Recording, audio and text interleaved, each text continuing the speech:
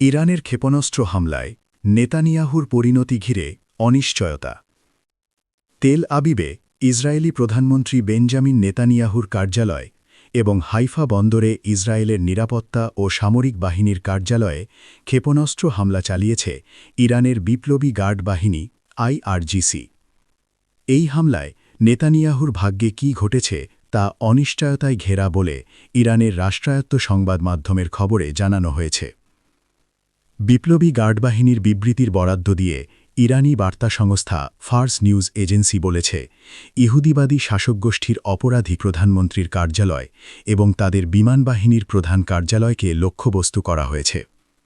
ওই হামলায় ইরানের নিজস্ব প্রযুক্তিতে তৈরি খাইবার ক্ষেপণাস্ত্র ব্যবহার করা হয়েছে।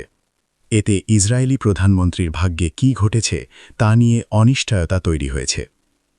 নেতানিয়াহু ও বিমানবাহিনীর প্রধান কার্যালয়ে এই হামলার বিষয়ে আর কোনো বিস্তারিত তথ্য জানায়নি আইআরজিসি।